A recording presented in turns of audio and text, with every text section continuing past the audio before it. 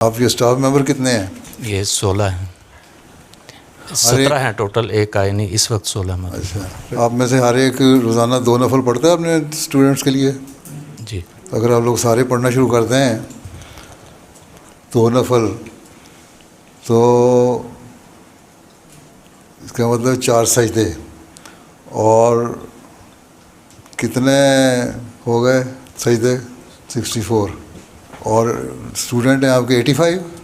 جی سر۔ تو اگر سوا اسٹوڈنٹ پہ بھی تقریباً 1 سجدہ آ جاتا ہے تو لڑکوں کی حالت بہت امپروو ہو سکتی ہے، جتنا ہونی چاہیے۔ صرف علمی نہیں، روحانی طور پر بھی امپروو کرنے کے لیے دعا کیا کریں۔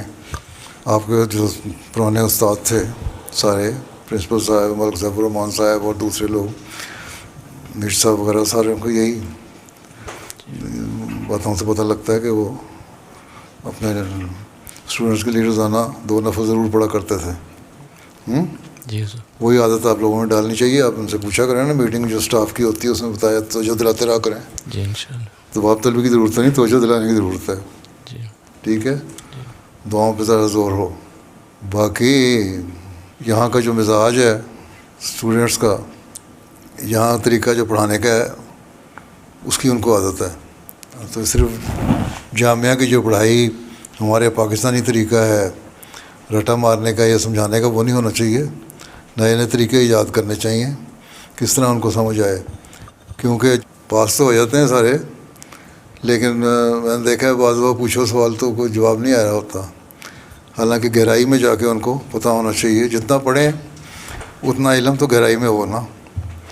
اگر نہیں بھی سارے علم کو کمپریہینڈ کر سکتے تو کم از کم جو ہے اس میں اتنا تو ملکہ حاصل ہو جانا چاہیے کہ صحیح طرح جواب دے سکیں۔ 2-3 ہیں مشنری جو اچھی بحث بھی کر لیتے ہیں، سوال جواب بھی کر لیتے ہیں، جنرل نالج بھی ہے۔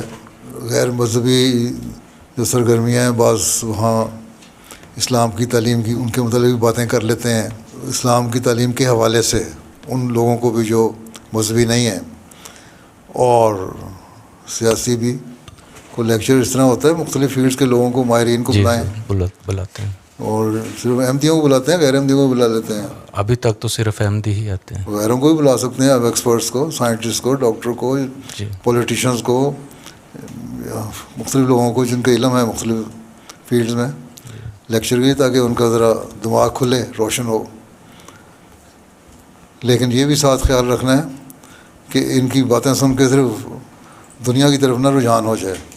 جو لیکچر دے رہے ہوتے ہیں ان میں سبق دینے کے لیے یہ بھی بتایا کریں کہ تم لوگ تو یہاں آرام سے رہ رہے ہو، بہت ساری سہولتیں تو میسر ہیں۔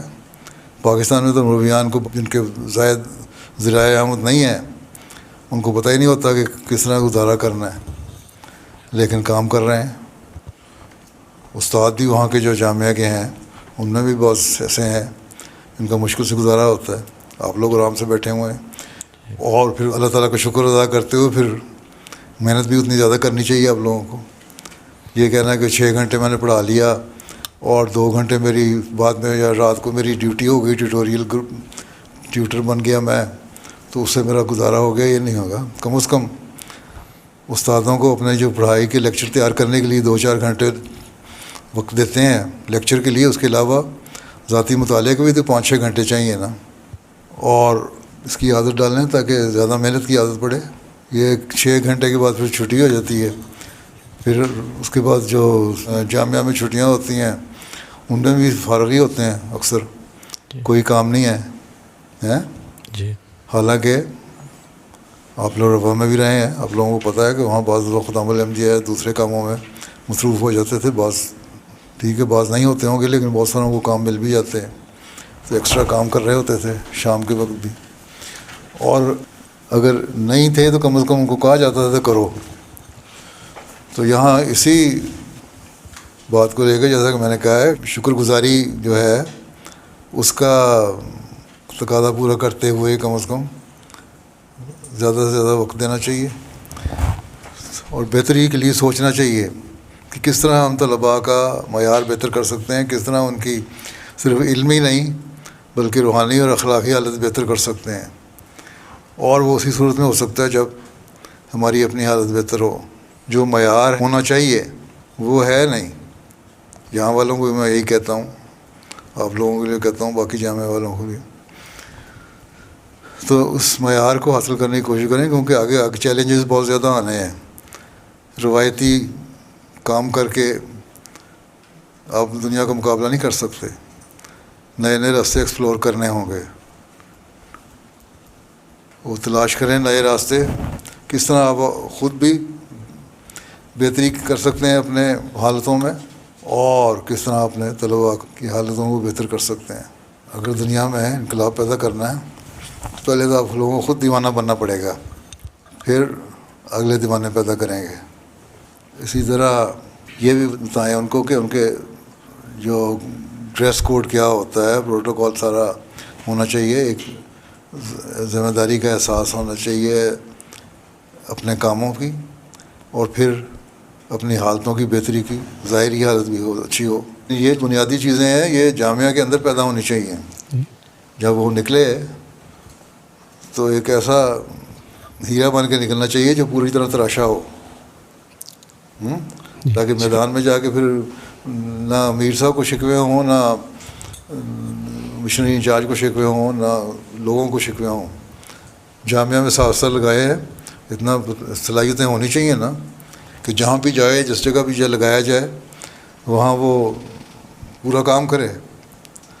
تو آپ لوگوں کو ساری ذمہ داری ڈالی گئی ہے کہ آپ وہ تلاش خراش کرنے والے لوگ ہیں، جو اس طرح تلاش کے جماعت کو پیش کریں، ایسے لوگ جن کو آگے پھر جو مفید وجود بن سکیں۔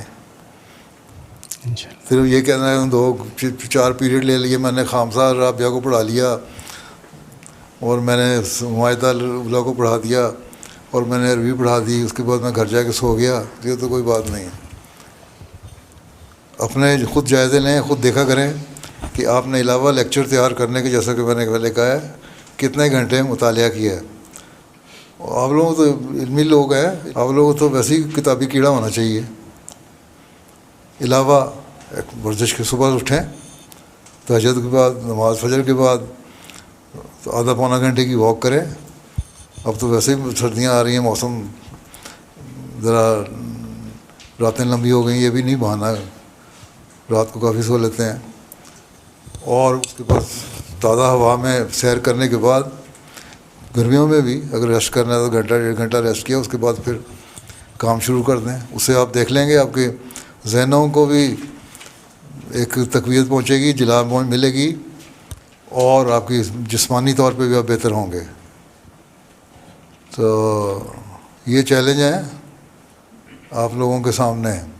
صرف جامعہ میں 2 کلاسیں لینا چیلنج نہیں ہے، جماعت کو ایسے لوگ مہیا کرنا آپ کے لیے چیلنج ہے جو روحانی، علمی، اخلاقی ہر لحاظ سے بہتر ہوں۔ مستقبل کی جو کریم پیدا کرنی ہے اپنے جماعتی اصلاح کے لیے، اس کو ٹارگٹ سامنے رکھ کے اپنے کام کیا کریں، نہ کہ ایک صرف میں نے مضمون پڑھا دیا، میں نے عربی پڑھا دی، میں نے فقہ پڑھا دیا، میں نے علم کلام پڑھا دیا، قرآن کریم کا ترجمہ پڑھا دیا، تفسیر پڑھا دی، اور پھر اس کے بعد ان میں یہ عادت ڈالیں کہ بعد میں تم نے پڑھنا ہے۔ چاند دیکھے ہیں بہت اچھا کام کر رہے ہیں، جو علمی کام بھی اچھا کر رہے ہیں، جو علمی کام کے ساتھ ساتھ تبلیغی کام کے ساتھ ساتھ بعض پبلک ریلیشن کے کام بھی اچھے کر رہے ہیں، وہ بھی ہونا چاہیے۔ اعتماد بھی پیدا ہونا چاہیے ان میں کہ ہم ہر ایک سے بات کر سکیں، بڑے سے بڑا لیڈر ہو، سیاستدان ہو، کوئی بھی ہو، ہم نے اعتماد سے ان کے ساتھ دین کے حوالے سے بھی بات کرنی ہے، اور ان کے اپنی غلطیوں کی نشاندہی کرنے کے لیے بھی ان کو کھل کے بتانا ہے۔ یہ چیزیں بھی ساتھ ساتھ ٹریننگ کی ضروری ہے ٹیچروں کے لیے۔ ہر لیکچر میں مختلف وقتوں میں کوئی نہ کوئی موقع ایسا آ ہی جاتا ہے جہاں سے نصیحت کا کوئی پہلو نکل آتا ہے۔ کوئی بھی آپ بات پڑھا رہے ہوں، کلام پڑھا رہے ہیں، حدیث پڑھا رہے ہیں، فقہ پڑھا رہے ہیں، کوئی نہ کوئی ایسی بات نکل آتی ہے جس کو آپ فوری طور پہ اس کی بتا سکتے ہیں کہ اس کو تم نے زندگیوں میں کس طرح اپلائی کرنا ہے، تمہیں اس سے کیا فائدہ ہوگا، کس طرح تم فائدہ اٹھا سکتے ہو، اور اسی صورت میں ہوگا جب آپ خود اسے فائدہ اٹھانے کی کوشش کر رہے ہوں گے۔